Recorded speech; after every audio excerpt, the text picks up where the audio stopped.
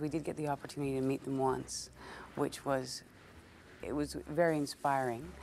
We couldn't base our characters on them specifically because we were playing an amalgamation of these 7 characters, but it was reinforcing just to sit across the table from people that had the courage of convictions, whether they knew it or not at the time, to kick down the concrete and accomplish things that one assumes other people accomplish.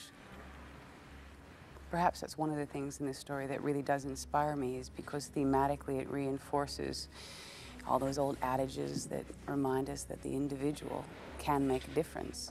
We're all in this together, and we're not leaving till we all leave.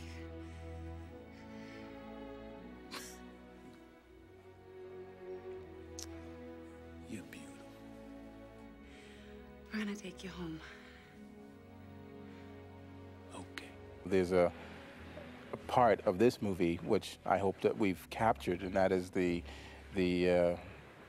whole idea that they have this 15-year-old kid who's walking around and sees a book, and he's captivated by that book, and someone else has it, and when the book is returned to the table after following this man around for so long, who apparently was going to keep the book, and actually for some reason decided not to.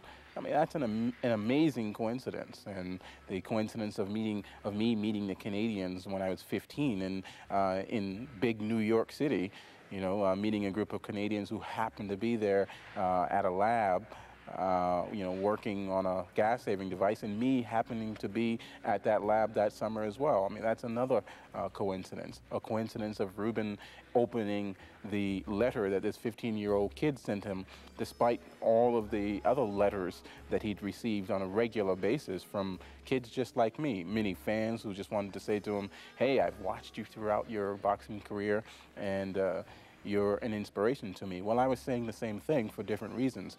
Many of those letters, I was told later, that he never opened.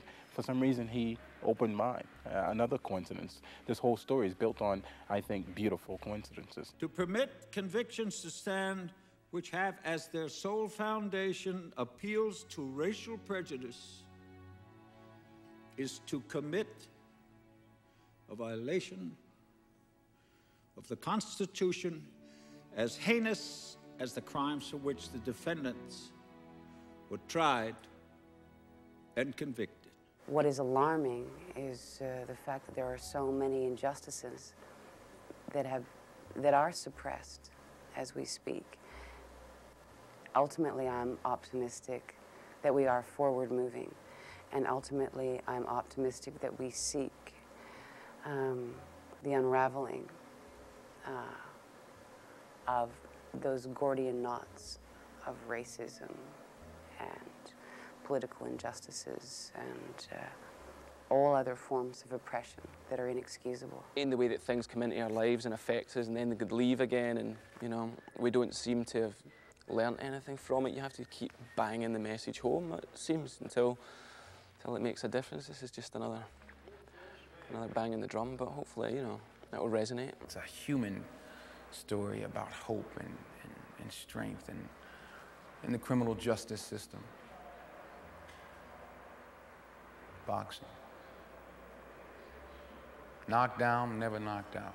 It's a film about a fighter who had great promise and who was incarcerated for something he didn't do because of his color.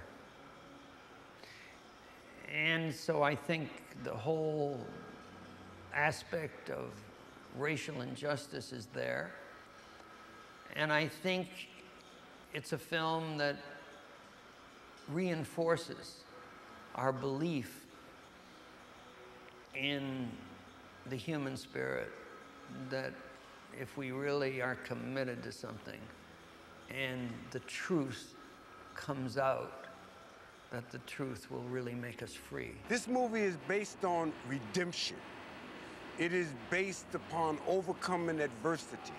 It is based upon miracles. The universe is a universe of miracles. And this film, which is the depiction of my life, deals with the miraculous events that occurred in my life that brought us to where we are sitting here today. And that's miraculous. That is America.